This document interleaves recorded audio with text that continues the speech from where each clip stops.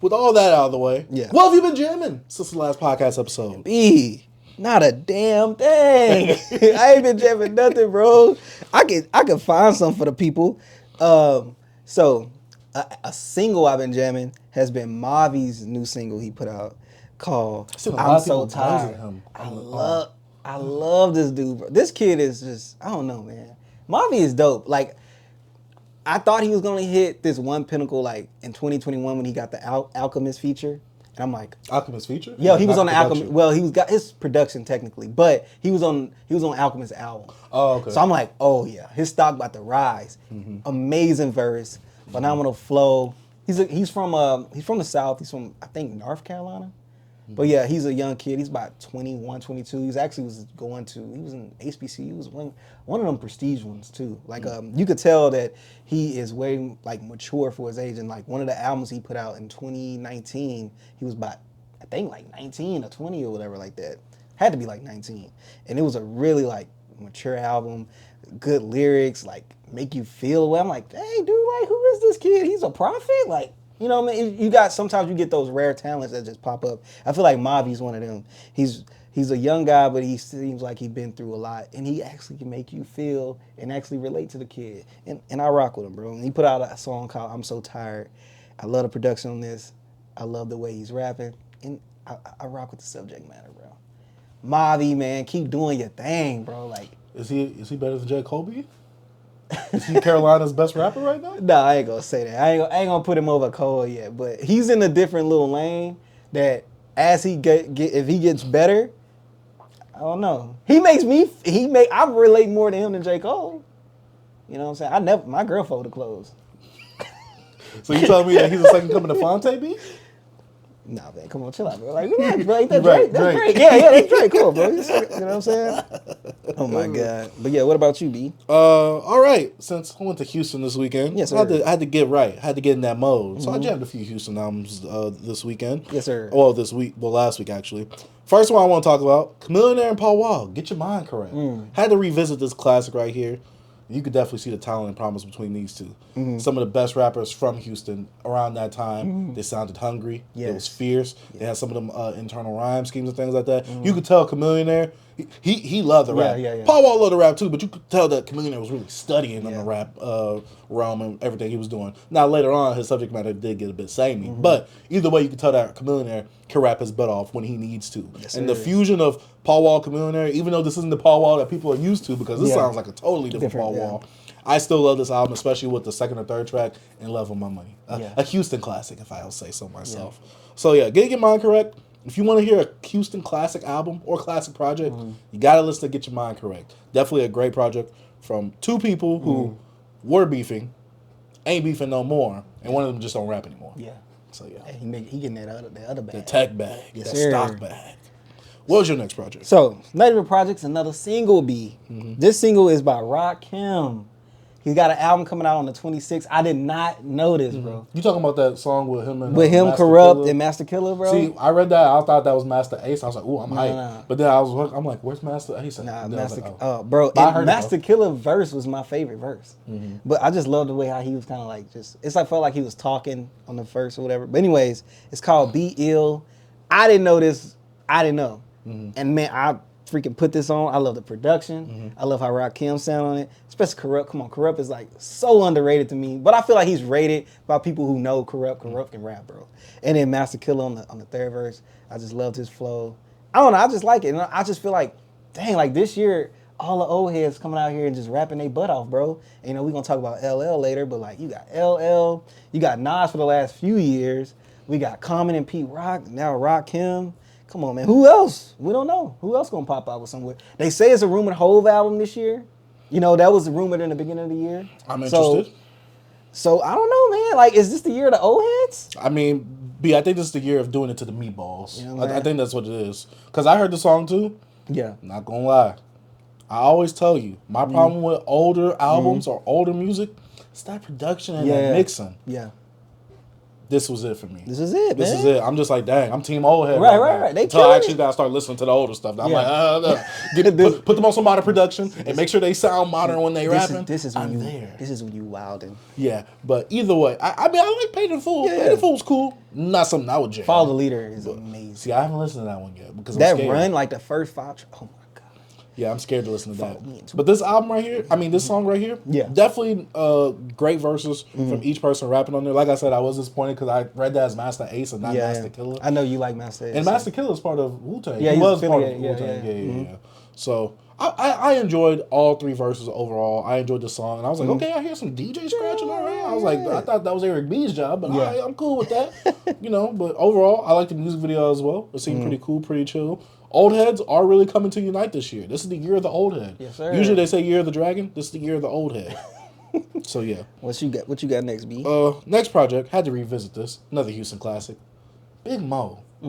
City of Syrup. Oh man. I had to revisit it. Bye, baby. Heat. Everything is heat on that album. Ain't Man like the bonus track on there? Nah, man was in the actual I album. don't know. It's at the end though, right? No. It's in the first. It's half. been so long. It's bro. in the first third, I believe. I think it was on like this little mixtape I had, like a 2K4 or something like that. You're nasty. 2K4 mix. Yeah, you're nasty. But overall, City of Syrup is a great project. As usual, within them times, albums did kind of tend to run a little too long. But I'm all right with it for the times it was. Big Mo has a very fun and bombastic personality when he is on the track with the singing, the harmonizing, and the rapping itself. He definitely has a lot of bravado with what he does. And he's a bar baby. So you got to talk about sipping on some of that lean. Yes, sir. And he is a very big guy. So the big in his name could be either metaphorical or literal. So, yeah.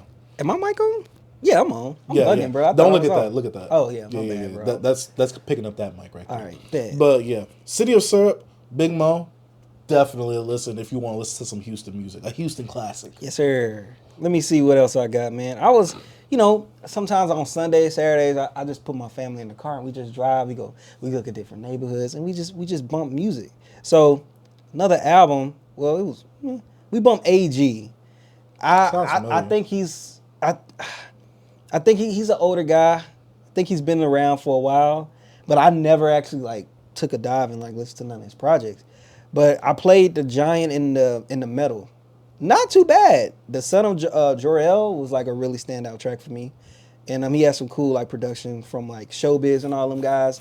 So he affiliated with them. Oh, freaking this AG and Showbiz! I'm bugging. I do know who this is, bro. My bad. Take my hip hop card. Take my hip hop card. It didn't even click. Me seeing Showbiz right there. AG and Showbiz, man. But why is it labeled under him too? It's just him. This just him. Oh. But AG and Showbiz, they used to be a group. Mm-hmm. You know the beat on 8 Mile when they AG. I haven't watched 8 Mile in years. Anyway, that's they beat. But anyways, this project was okay, man. It came out in 2022. I don't know if he dropped anything as a recent, but it was cool. I just played it. It was nothing that was the only song I liked really was the song on here. But You listened to the whole project? I listened to the whole project.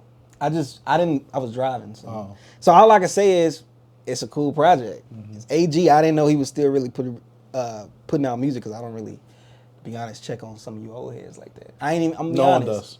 I kind of listen to old heads, old music, when I was young. But I'm not, no shots, because, hip hop's a young man game. I'm just being honest.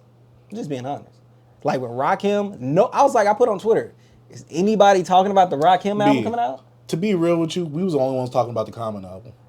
Either for podcasting or on Twitter. No one was talking about it until it came out, then everybody was amazed, oh, Common's coming out with something? Yeah. We've been promoting it. Man, I don't know. I seen more talks about the Common album than freaking knowing anything Rakim was coming out. But I think Common is way more known amongst the people than Rakim is. I know, but Rakim is this guy changed hip hop. He did. But flipped it on his head. The casual listener wouldn't know a Rakim. But I'm on hip hop Twitter, so they can't be considered casuals. So that's why I'm I think they're fake elitists. That's what I think. Oh yeah, a lot of them. We gonna take their hip hop cards, bro. Mm-hmm. For real. But nah, what you got next, B? No, but that was my last one. I don't have nothing else. All right. I guess a quick one. Zeros, Let the Truth Be Told. Classic. Most of the Don being the intro track on there. Oh my god. Heat. The whole album itself, Heat, one of Zero's best projects, top 5 in his discography easily. I really do like Cocaine and what's the album with Top Notch? Was it Crack? Yeah, that's Crack. I like the story of Joseph McVeigh. This is definitely a top 5 project for Zero for me. My favorite Zero album is it has Let the Truth Be Told song on it. Oh my god, it's him and Lil Kiki on the song. I cannot. We played this album so it came out like 08. Mo, it's probably my favorite Zero album. Damn, I cannot think of the name of that album. You keep going if you got something. But yeah, find it. for Zero, Let the Truth Be Told. Really good album. If you like Zero's music, this is like a pinnacle of like his music right here in this album right here. I recommend it. If you want to hear some Houston music, again, I recommend it. It also has songs, like I said, Most City Done, From the South with him, Lil Flip, and Paul Wall on it. Has some really great songs on here. Really good production as well. Very solid. I think even Juvenile and Devin the Dude make a feature on here as well. I'm still living. But was that the name of the album? Yeah, I think Let me see the that's cover. 05. Dang. Is it? Yeah.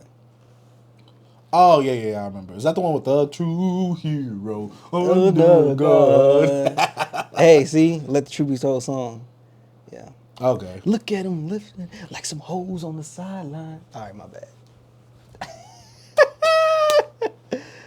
And my last project, mini review. I listened to Tink's latest project, Winner's Diary 5. What happened to her, bro? No, once you go past 3, it's a wrap. Like, just stop it. Well, remember she had the recent run with Hitmaker. Yeah, but that was a... Come on, B. It was about a 3-4 piece. It was about a 3-4 piece album. Nobody cared. Well, no one cares about her music in general.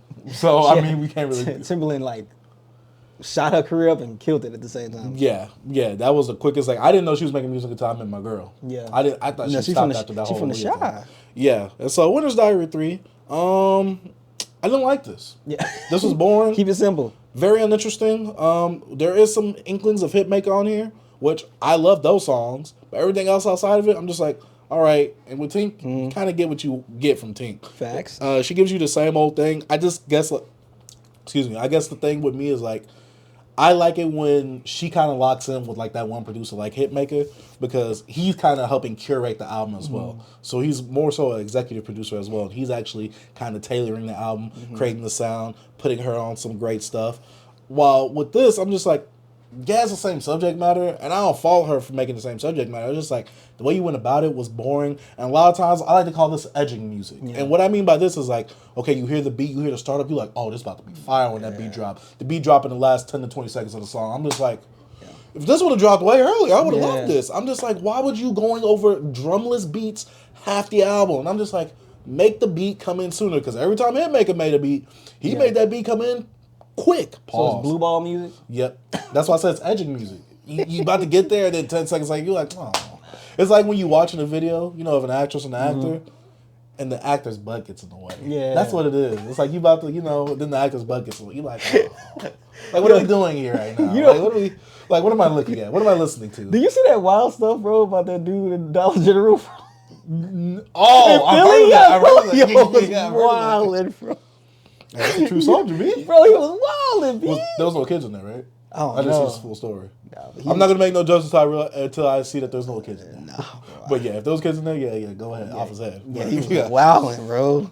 But yeah, we ain't gonna get into it. But this was edge music, as in like not edge lord, but edge music. You just edging. It's just like you getting me there, but it's like when I see that the song is only like 2 minutes, and you got 1 minute and 50 seconds left, and then the bass drops. I'm like, why are we doing?